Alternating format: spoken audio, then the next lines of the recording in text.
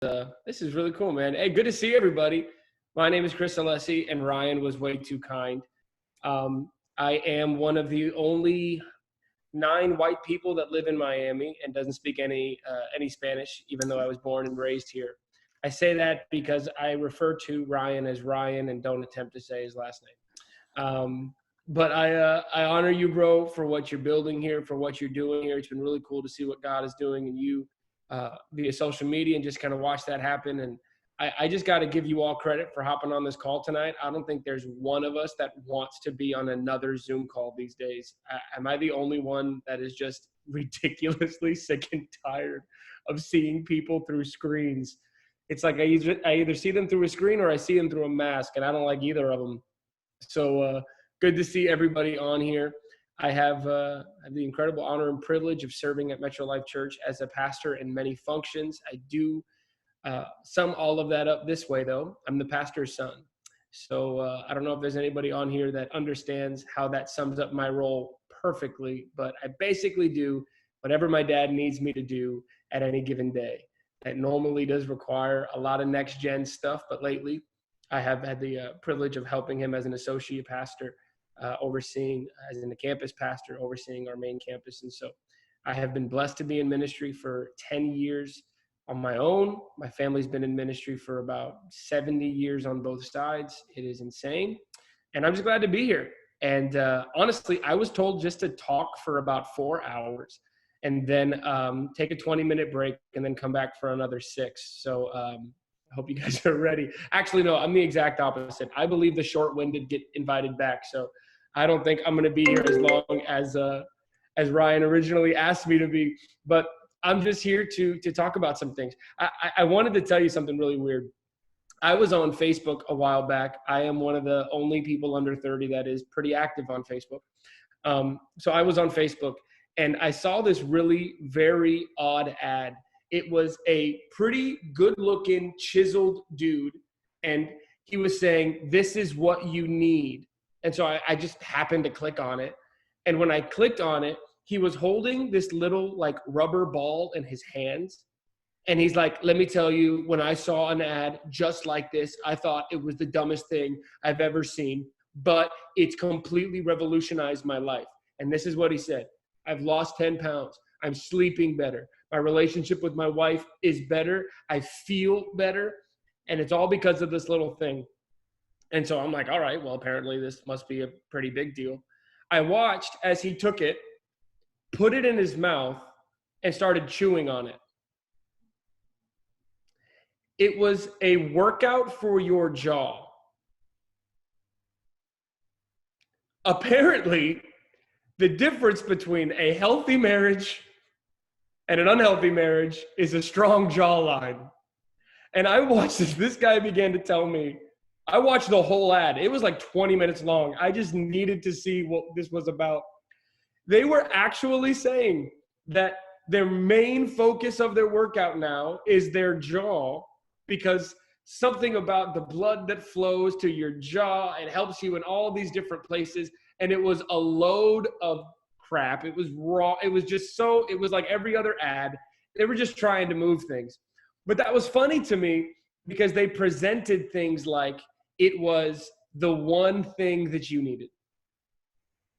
And if you really sit back and think about it, everything today is kind of presenting itself as the one thing you need.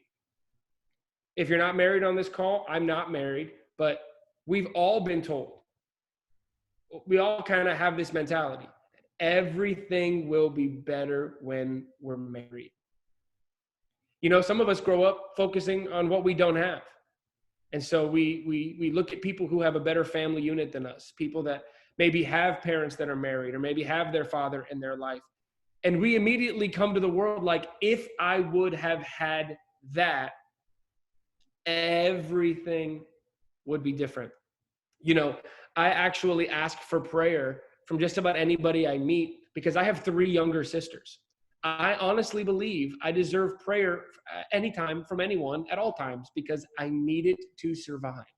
But I always grew up thinking if I had a brother, that would change everything for me. And so we grow up thinking if we just got this one thing, it would be completely different. Does anybody here, I know we're on Zoom. I know we don't want to be talking. I know we don't want to ruin the whole like Zoom world where two people can't speak at once. But can somebody just at some point connect with me and tell me if you've kind of bought into, at some point in your life, thinking, man, if I just had that one thing, I'd be better? Anyone? Like to see some hands? All right, great.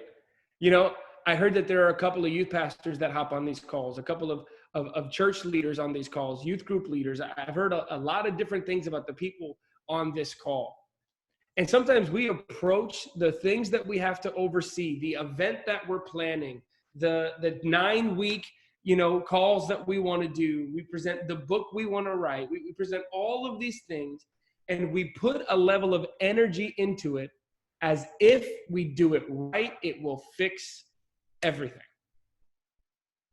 We put all of our energy as if one thing would fix it all. Most fights when we're as kids, it's focused on the one thing that somebody else is doing that's driving us nuts. And if they would just stop the one thing, we'd be fine. But we all know it's not one thing. We all know if we all stopped working out, stopped eating healthy, stopped taking care of those we loved, and just put a rubber ball in our mouth and started chewing on it, it's not going to fix everything. We all know that even if you're incredibly healthy, and you wake up every day and you get a better routine, you're still going to have problems. And if I may be so bold, we all know that even if you accept Christ as your Lord and Savior and fully give everything to him, you are still going to have problems. You see, I personally think that's the problem. I think we sometimes address things like the problems that need to be fixed. Sometimes we address people like they're problems that need to be fixed. Sometimes we look at our flesh as a problem that needs to be fixed. And what stinks is that we start putting all of our energy into these things and they never get fixed. But because we thought that everything we tried was the home run that would win the game, we put all this energy into it and we're so disappointed after because it's not fixed. I was on a phone call today with one of our leaders talking as if the other person that they're dealing with was the one problem in the entire team. Now, they're not the leader of the entire team, so they don't know that I see like 12 problems. They made it seem like the person they're working with is the one problem. There's a lot of students on here. You probably sit back and feel like your parents are your biggest problem. Like they're the one thing causing issues sometimes. Oh, if my mom would just change this. Oh, if my dad would just change this. If my parents supported me more. Or if I just got we kind of present things like they're problems that are going to be fixed. But let me just encourage everybody on this call with something very quick. If you didn't break them, you can't fix them. If you weren't the one that caused the wound, you can't be the one to fix it. In fact, we could probably all say, especially those of us over 20, even if we did cause the wound, we can't fix it. I've been in ministry for 9 years. My grandfather started a church here in Miami 60 years ago. It's still there. We still pastor it. My mom has been traveling the world as a musician for her entire life. She was 8 years old singing on Christian television with her sister and her mom and her dad. My dad is our pastor, has pastored for 38 years, and I've been in ministry all the time. Sometimes, and I'm sure Ryan and some of the other leaders in this call would admit this, man, sometimes as a leader, we have to fight the temptation to feel like people are the problem. Because one of our board members in our church told me when I was 21, he told me, man, ministry would be perfect without people. Ministry would be awesome without people. You see, I think in life, many times we kind of approach the one obstacle in front of us like it's the only obstacle, and like it's the one problem we need to fix. But what you find most of the time in life, you're not fixing anything. They're not even really problems. They're just tension that needs to be managed. Do you know what makes any instrument, like a piano, a guitar, even a drum, what makes those instruments make the sound that they make is something is pulling it in a certain direction, getting the tension just right. That way, when it's played, it makes the right sound. It's a tension. It's not something that has to be turned on or turned off. It's something that has to be pulled and then struck. So what makes music is tension. If we were to watch a movie with no tension, we probably wouldn't like it. My favorite show is The Office because all it is tension. All it is my hair is standing up everywhere because I can't believe this is happening. In fact, I actually read up that they took all of the music and the laugh track out of The Office because they wanted you to sit in it, to sit in the tension. Every one of us has tension. We have things that we don't like about ourselves. We have people that provide obstacles for us. We have things that we need. How about this? What would happen if you did not eat for 3 days? Even though you're pretty good right now, you'd become hungry. And what would happen if you ate a bunch? You'd go to the other side and you'd become full. But then if you stopped eating, you'd get hungry again. The very lights above our head are eventually going to burn out. It's not a problem. I just got to go get another one and stick it up there and get it fixed. You see, how many things in your house actually have to have somebody from outside of your house come in and get fixed compared to the amount of things that someone in your house can take care of? Cleaning the floor, cleaning the dishes, turning the air down, turning it up, turning the lights on, turning them off, vacuuming, all these things. When you look at the amount of things that are going to get dirty but then get cleaned, are going to run out but then they get full, that's like 90% of what goes on in our house. 90% of what goes on in our life is actually tensions that we have to manage, not problems we have to fix. And if you try to approach a problem like a tension and you just manage a problem, that problem will kill you. But if you try to fix a tension, you will break it all.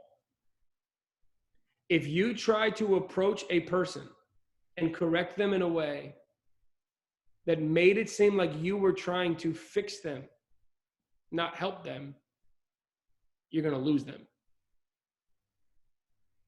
When we get to our worst and our relationship with our authority figures are at their worst, because let's be honest, I know we're all spiritual and this is like a night of impartation, but let's all be honest. There are some nights where we feel like our biggest enemy is whoever is in authority over our lives. At that point, you're probably upset because that authority approached you like you were a problem that needed to be fixed, and you didn't like that.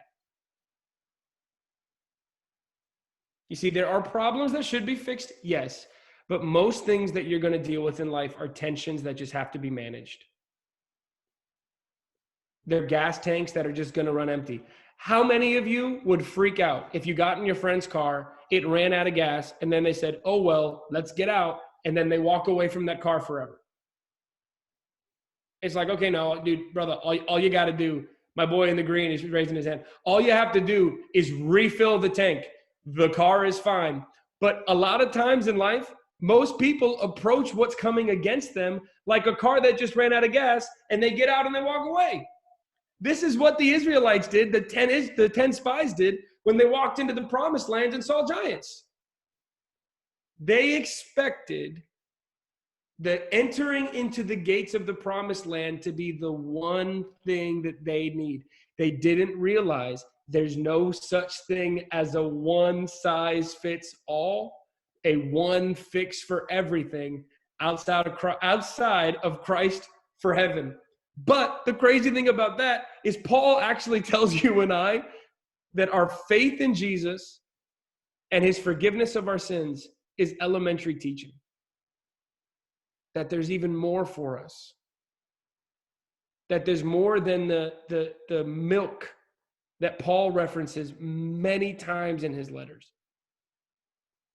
Most of the things that you're going to go through in life aren't problems that you'll ever fix. They're things that you're just going to have to learn how to manage. There's a verse in Jeremiah that I love so much. It's Jeremiah 1:17.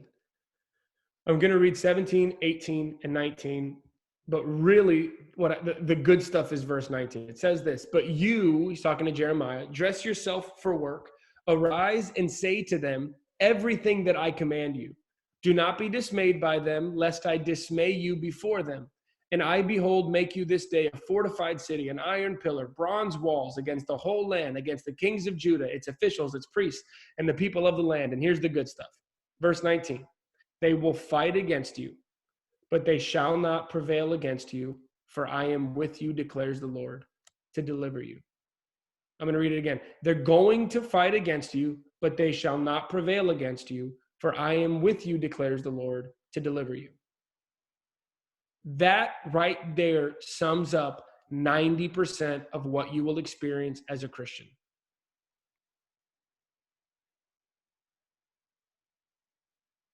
That right there sums up 90% of my life.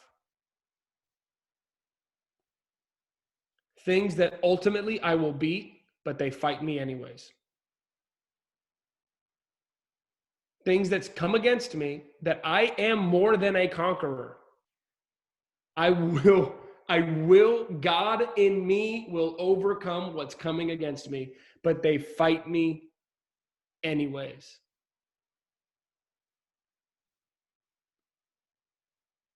Every single person on this call, the difference between the life you want to live and the life you're living now is how you decide to manage the tensions that come against you. Because if you're really smart, you'll realize part of what's coming against you is actually what's elevating you. Most of what's coming against you is what's elevating you. You know, I see a lot of guys on this call.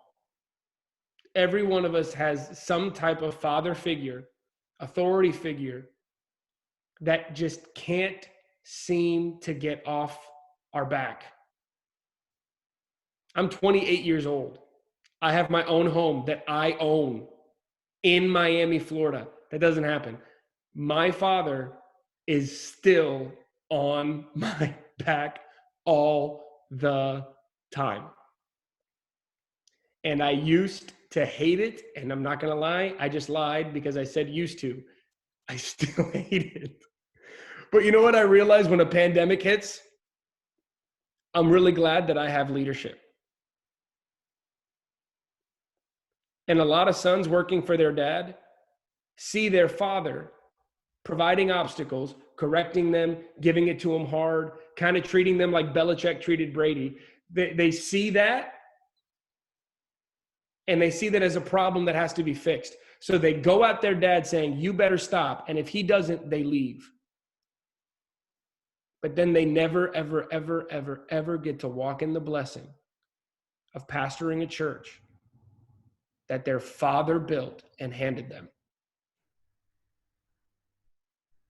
You see, there's blessing in managing the tension. In fact, I'm just speaking to the dudes for a second. If we did not have an authority figure that was constantly on our back, then this iron would never be sharpened, because it doesn't say tissues sharpen iron. Iron sharpens iron. And this goes for everyone on this call. There are people in your life that are put there to drive you nuts.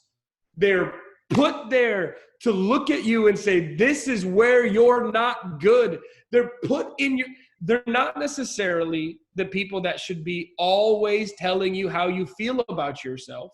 They're not your God. But they are people that provide very valuable tension for you. and you need to manage it well.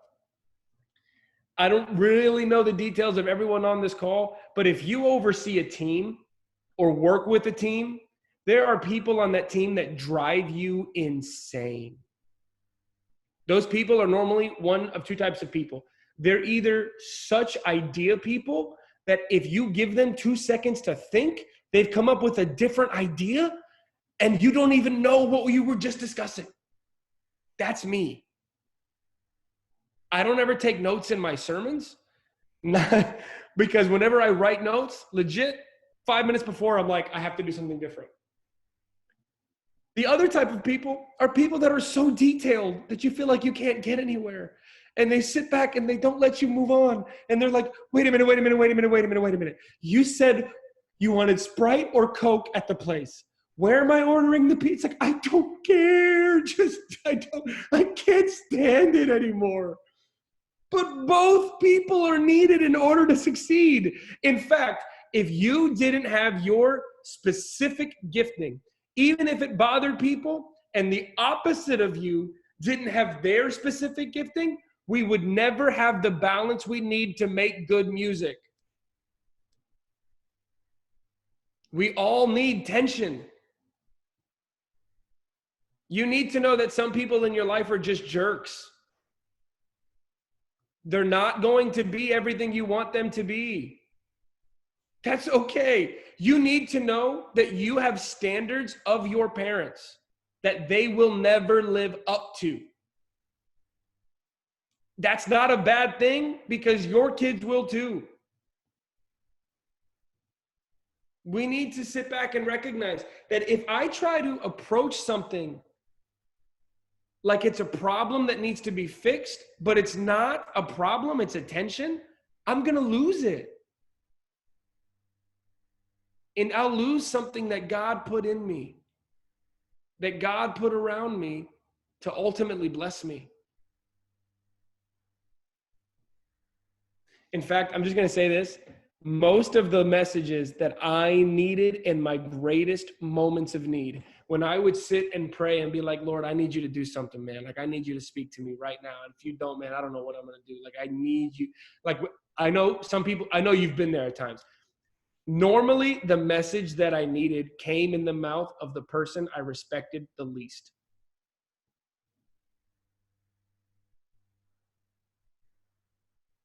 Because sometimes there's a tension within my own soul of taking myself too seriously. And God doesn't have to knock me off my perch and humble me. He just needs to help remind me to manage that tension better.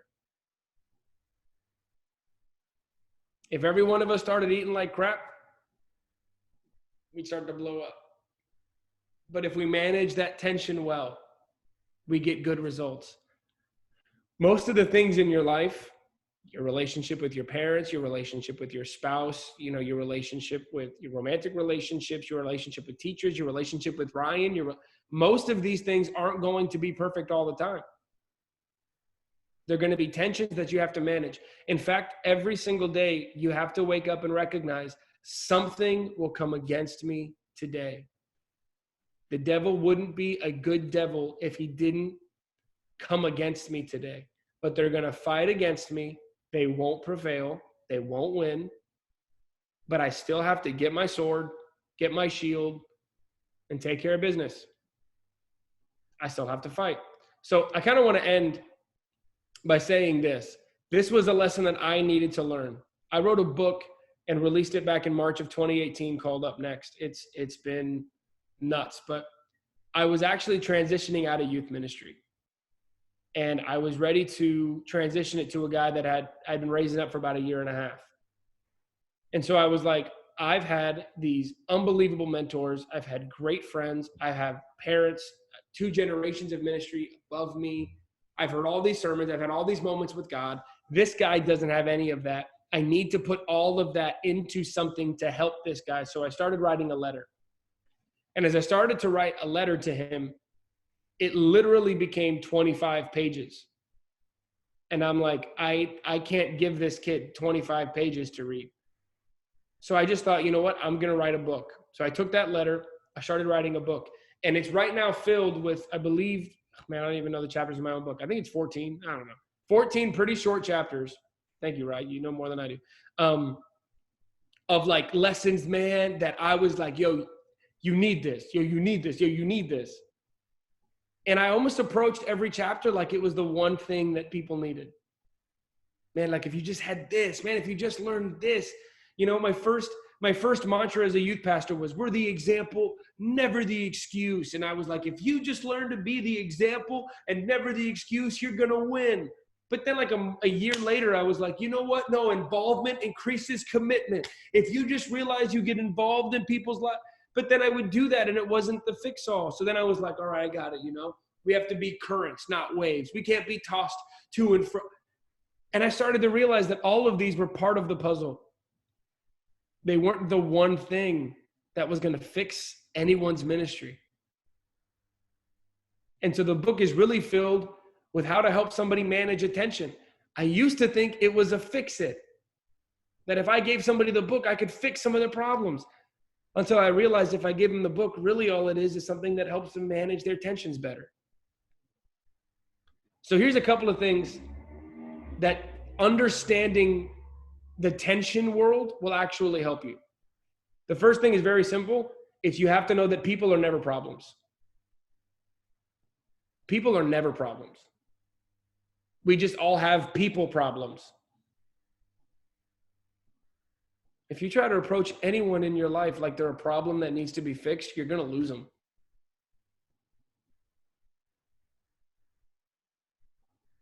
People are never problems. Hey, guys, you're never a problem.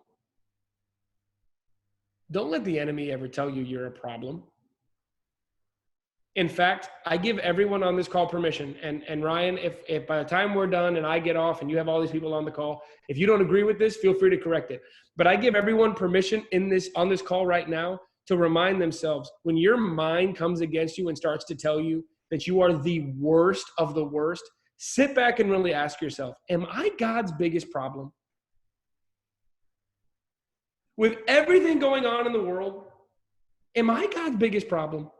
People are never problems. You are never a problem. We all just have people problems. When your parents are operating at their worst, and some do more than others, sit back and just say, all right, that was their worst. I'll get their best later.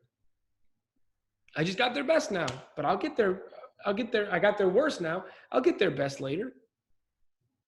You know, even this, what I've been communicating the last 20 minutes has been more jumbled than I'd like for it to, because no one's on their game right now. We've been on our couch for 2.5 months. But I'm okay with it, because I'm like, I'm not sitting here thinking my best will never come back. I just remind myself, all right, it's a tension. It'll balance itself out later on.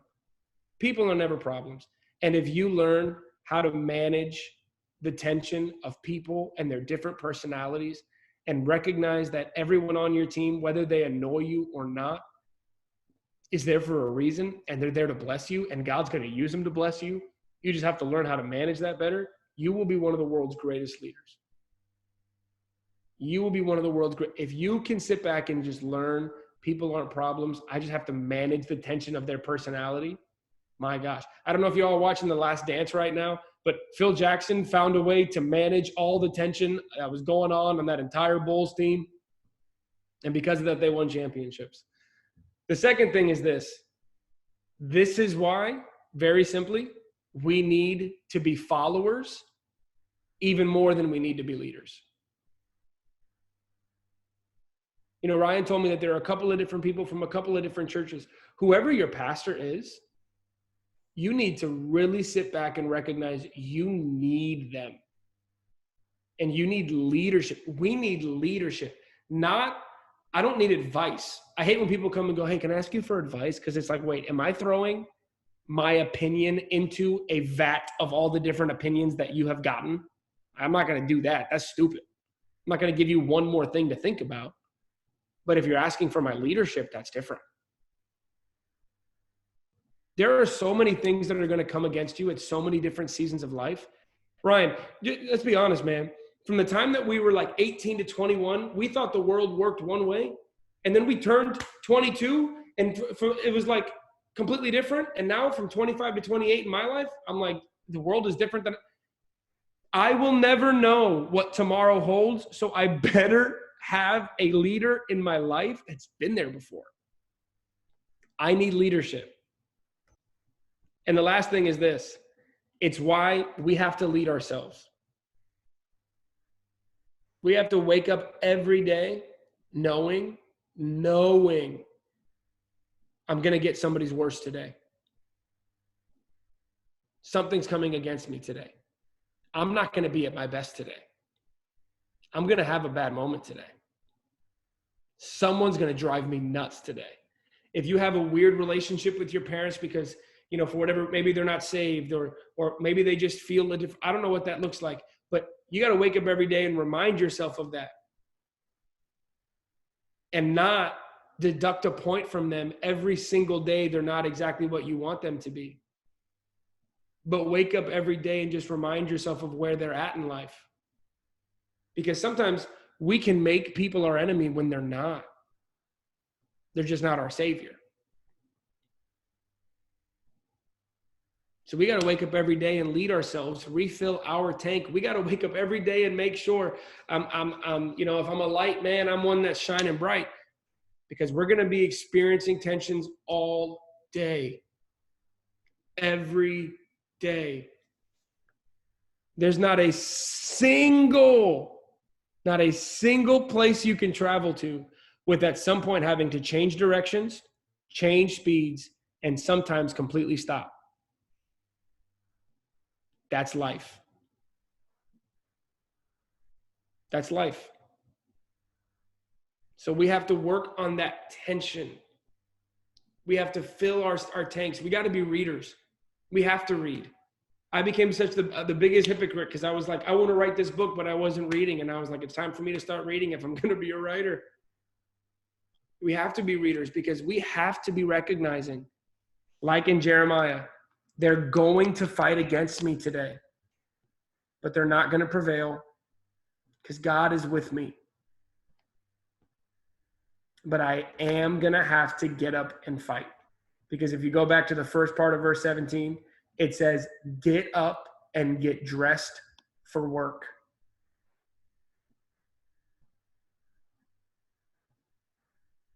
Get up and get dressed for work. Get ready. Get ready for what's coming against you. If you have a certain battle in your thought life, guess what? We all do. And instead of waking up becoming afraid of what might pop into your head today, wake up every day and say, the enemy is going to try to use my innermost being and my thought life to come against me today. I won't let that happen.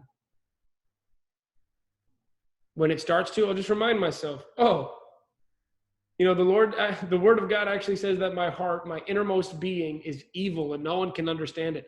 I'm not going to sit here and try to act like I have a PhD on myself, my thought life, or my heart.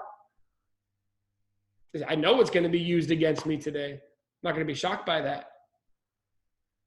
I encourage you all, look at everything in your life, especially the things that are coming against you, as tensions that you have to manage. Because even if you fight today's battle and win, there's another one tomorrow. You get on the same page with your sister and you guys are finally good, and then the next day she drives you nuts again.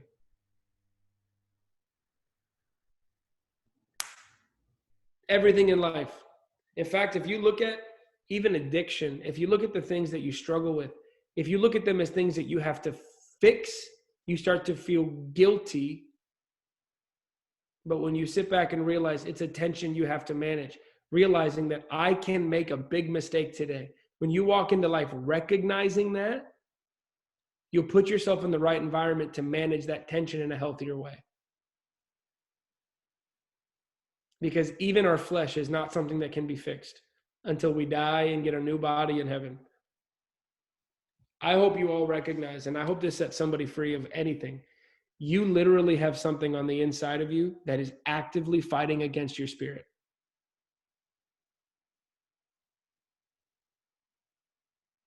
The Bible says that no one can understand the thoughts of any man except for the spirit of that man. And in the same way, no one knows the thoughts of God except for the spirit that's in that God. But we have the very spirit of God and so that we know the thoughts of God. There's a part of me that's the Spirit of God.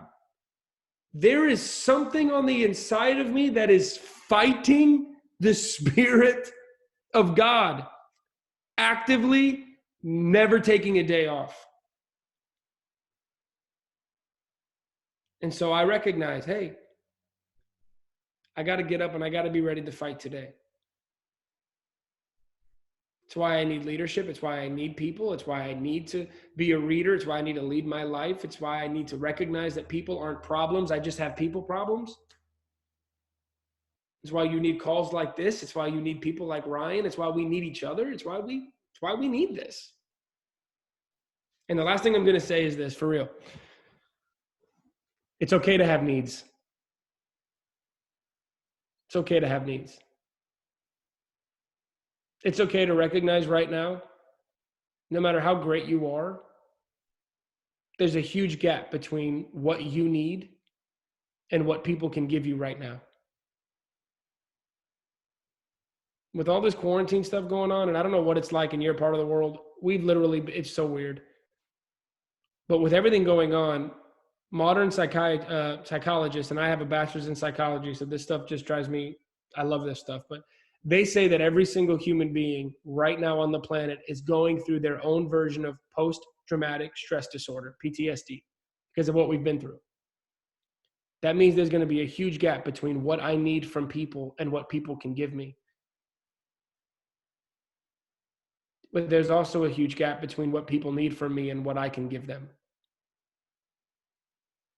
There's huge gaps. I don't have to fix those gaps. I just need to manage those gaps well and pray that God would fill in all the gaps. If you wouldn't mind, I just want to pray right now that God would fill in all your gaps. Lord, I look at everybody on this call, their unique race to be run, what they're going through, what they're experiencing, what they're feeling, what they're thinking, what's coming against them, what they are coming against. Lord, I just know that we all have significant gaps right now. And that is okay, because you've actually allowed us to walk into a season where there's a lot of room for you to work. Every gap we will ever experience is intentional space for you to show off, for you to remind us of who you are, for you to remind us of who we are because of who you are. So Lord, we're not upset at the fact that we have gaps. We're elated that we have gaps because we get to watch you work. Our gaps are the dance floor with which you wow us all. So we thank you, and we make even more space for you, recognizing our needs, being honest about our needs, being okay with the fact that we have needs, knowing you will take care of every one of them. Lord, you not only are able to take care of us, you're not only able to bless us, you're actively searching for ways to bless us. I pray that everyone would leave this call with one simple thought in mind. My God is actively searching for ways to bless me. My God is actively searching for ways to bless me. Bless us all now. In Jesus' name, amen. Hope you guys were blessed, man. Amen. Hey, man, that was powerful. Like, really powerful. Like, really, really good, man. Like, I was like, man, I'm just going to probably break my pen out of all those good notes that I was taking. But seriously, man, I honor you and I thank you for that word. I truly believe that was really a prophetic word, I guess, for everyone. And basically, it's confirmation for those who I've talked with, seeking leadership, looking for that leader to help you lead and, following and things like that. And I truly believe with all my heart, it was an on-time word. So guys, right there where you're at, just kind of give an applause and just honor him really quickly. That's really cool. I like how they do that. Even though we're not there in like the flesh, it's like we can do this in the spirit through Zoom. Really quick, guys, we're going to just leave it open to some Q&A. I know Pastor Chris dropped a lot of good stuff. And, if this is your chance right now, any questions pertaining to leadership or any questions pertaining to ministry, to, just tension, anything like that, I mean, feel free to, either shoot in the group chat or just message him privately, or if you're comfortable, you can unmute yourself so we can do that. What do you got? Ada, go ahead, moms. You can unmute yourself. Okay, I have a question about tensions. Whenever you're like arguing with someone over day by day and they keep doing the same mistakes, but you try and fix things on your side, is it good to keep like fixing the tensions, not it technically like the problems, or is it time to let go? I think the answer can be both. It really depends on the person, because one of the things that I've had to do, and even relationships like with my parents, I've had to let go of my relationship with who I thought they were and walk into a relationship with who they are. And so I think it really depends on who the person is. If they're family, unless they're abusive, if they're family, I recognize that relationship will bring me a lot more joy than pain. Especially like if it's a sibling or something like that, they're going to grow. I'm not going to let go of them. I may have to let go of what I thought they were and just walk into a healthier relationship with exactly who they are, which is a broken person who needs Jesus as much as I do. So I think it depends on the person. If it's a boyfriend or girlfriend, drop them, move on, get out. Especially if you're under 23. If you're in a relationship that's got any problems, get the heck out of that thing. If it's not for fun, get out. Oh my God, get out. That was a great question. Somebody actually messaged me one privately. How do you find leadership even when there's no leader around? How can I grow myself to become that leader that I need to be for myself and others? Well, here's what I will say to that. Anyone that thinks there isn't a leader around isn't paying attention. There are so many voices today that we can pull on. It's almost a bad thing. There's only too many voices. But honestly, a leader isn't always somebody in a leadership position. Sometimes it's just somebody that's a couple of years ahead of you who has results in life that you want. And the truth is, that leader will never come to you and say, I'm going to lead you. You have to go to them and say, I'm pursuing what you have. So what I would do is find somebody who has results in life that you have, that you were looking for, at least 7 years older than you, but have multiple people. I submit my life to two men. One is in his mid-40s. He was my youth pastor growing up, and my father. Those men told me to cut off my right arm for the sake of the gospel. I will live with one arm. Everybody else in my life, though, is somebody that can give me advice. So I've submitted my life to two leaders who have the results that I want. Everybody else, I just kind of listen to, but that's what I would do. You got to pursue your leader. I have way too many people that want time with me. We have a young adult ministry of about 250 people. We have, a youth ministry. I oversee so many different teams. I mentor a lot of youth pastors. The ones who get the most from me are the one who ask the most. So Pepe is asking for some tips to get into ministering. Number one, I'm going to tell you this. Define ministering, because that literally could be anything. I could have done an entire other 40-minute segment on the importance of definitions and how you have to define what you want and what your win is. So if it's to be in full-time ministry, honestly, what I would do is start picking up every chair and cleaning every bathroom at the church you go to, and never allow anything to come in between you and your attendance and your service in the church, and never be that guy or girl that's like, I didn't think I had to be doing that anymore. What, I have to go on another Saturday to clean the church? Don't do any of that. Put yourself actively in areas where people who need you can call on you. And the other point I would say is learn to be so authentic with God, so real with God, where that means even if you're literally, I hope everyone knows, God's 100% okay if you're pissed at him, by the way. God can handle it. He can handle it. If you're like, you know what, I'm really pissed at you. He's like, okay, that's cool.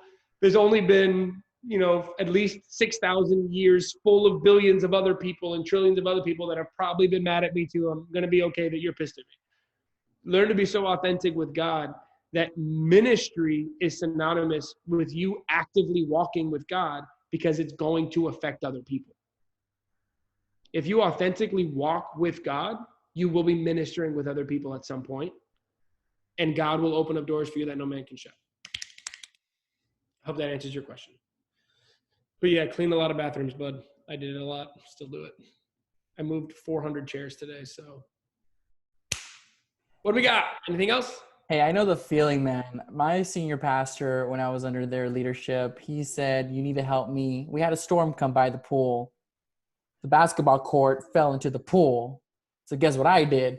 Jumped in the pool, cleaned the pool. That was the best experience ever. Best experience ever. I will say this, and Ryan, I don't mind working on it, but normally when I get in this kind of environment, I'm really looking to just put my book in their hand. So I just like offer it for $5. I normally sell it for 15. Ryan, if there's anybody that wants it, or if you want to give it as a gift or something, I'll work with a way to get it to everybody. And the only reason I say that is because if I didn't care about the information, I wouldn't have written it down. So if you liked what's going on today and you have any other questions, I mean, that book is literally my best. It's everything I got. It's the only edited Chris Alessi you're going to get, you know? So I'd love to make it available to everyone, make it real easy. Guys, like just what Pastor Chris says, if you want this book, his book, it's a really good book. I've read it. Forgive me, but I completely forgot about it, but I know it's 14 chapters. But it has a lot of great principles just for any leader. And if you do want it, hit me up afterwards so we can get it to you guys. You said it will be for $5, right? Just want to. Yeah, if that, who knows? We'll work something out with you guys. Just so $100 love offering. Be one of those televangelist preachers, bro. Man, hey, I was at my grandfather's church one time because we started our own thing a while back. We had a guy that showed up to the church. He's like, I want everyone to bring their pillows tonight. I'm going to pray over your pillows to get a better sleep. Ugh, he didn't come back. My grandfather didn't let him come back. There we go. Hey, it's been awesome being with you guys. Guys, really quickly, we don't have no more questions. Going once. Going twice. I guess not. Okay, awesome. Well, alrighty, man. Hey, Pastor Chris, thank you so much, bro. I really appreciate you doing this for us. We honor you, man of God. We're so thankful for you. Guys, once again, hand of applause for him. He's amazing. I actually have some people messaging me about the book, so I'll get with you afterwards on that one. So thanks you so much, man. Okay, for those of you really quickly who are in marked, please stay. But everybody else, y'all are dismissed. God bless you, and we'll see you next Thursday. Be blessed, everybody. All right, all of our marked students, or everybody's coming on board. If you're not in marked, please leave in a good way, not in a bad way. Daniela, yes, I know the name of the book, mija. I'll take a picture and send it to you.